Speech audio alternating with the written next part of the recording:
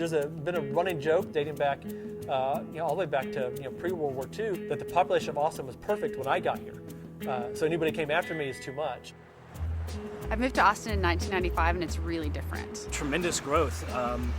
Every time you look around, you're seeing cranes putting up new buildings all around town. I don't know what the heck's gonna happen. I mean, it already kind of seems like it's a little crowded. It's a small city as it is. It takes a lot longer to get places. That really cuts into Margarita time. My great-great-grandkids are not going to know the real Austin. I moved here in the 60s, and that was back when there were hippies everywhere. I was actually one of those guys. It makes me really sad that people from the future aren't going to know how wonderful it was and how fabulous Austin was in the 1990s. To me, the real Austin died in about 1870. All I'm saying is this: I used to be able to take my carriage downtown, and I used to be able to go in, have a sarsaparilla at the saloon, listen to the piano player, but now I can't even find a parking place for my carriage. The Austin of today is definitely not the Austin of when it was founded. More than 100 people are moving here every day. So when you have that much change happening that rapidly, you also have that much history being created. And we need to save that history.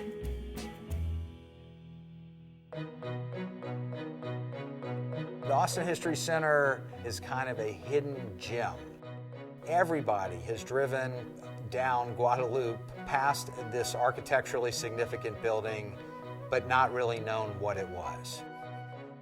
The Austin History Center is the local history division of the Austin Public Library, and we preserve the history of Austin and Travis County. All the materials that are created in going about daily life in Austin, our job is to try to document that experience.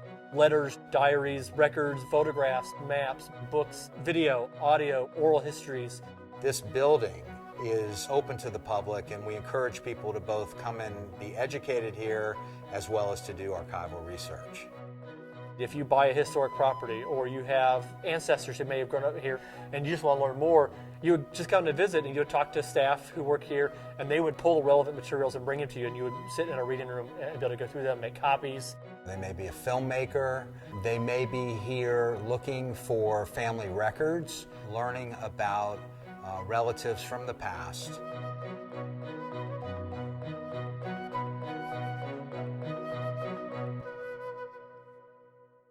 We feel that we have a responsibility to provide some interpretation. So we also do exhibits. The next exhibit that we're having up is called Backwards in High Heels, Getting Women Elected, focusing primarily on Austin women. This building was the first public library for the city of Austin. It's a Renaissance building with a little deco. It's a building that has an identity crisis. It was built in 1933, and it served as the main library until 1979, when they built the John Henry Falk building next door. When the new library was opened, the community had to determine what the use of this building would be. They talked about tearing it down to build a parking garage. Sue McBee, who was a noted philanthropist, gathered together a group of concerned citizens to save this building. They actually formed what was called the Austin Heritage Guild, which has become the Austin History Center Association. The Austin History Center Association is an independent nonprofit organization that was founded in 1980 to be a friends and support group for the Austin History Center. The association is able to do some fundraising and to connect the History Center to the public. History keeps growing. It's not getting smaller, it's getting bigger. When this building first opened as a history center, we had space to collect materials. We no longer have that space. So now we're going to go take a look at the archive storage, a place that the public doesn't normally get to see.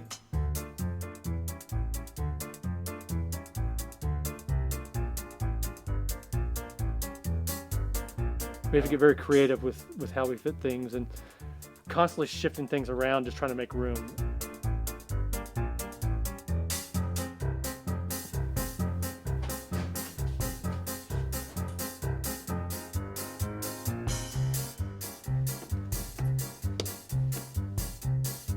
In these stacks, this is one range of many ranges of our archival collections, but this is the final range. This is the last row of shelving that we have to put collections, and we're coming up to the end, and we're at the end. And as you can see, we have maybe a couple shelves left to continue growing. We have about 50,000 square feet of materials in this building, and this building is only 33,000 square feet. The big focus right now for the association is to expand over into the building which is next door, which is now the current central library.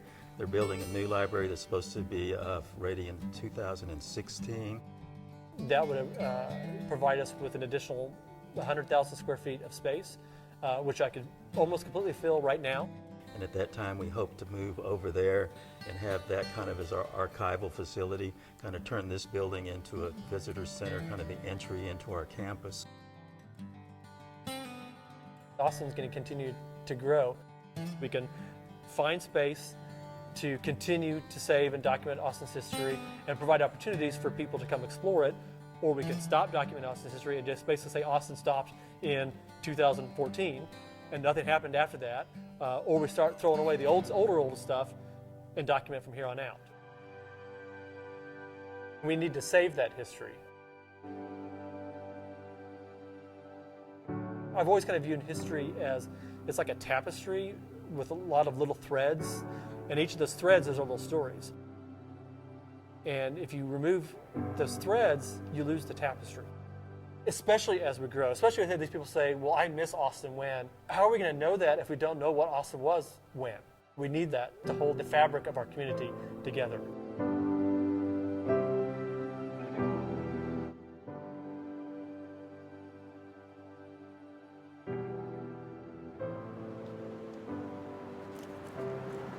A breakfast taco?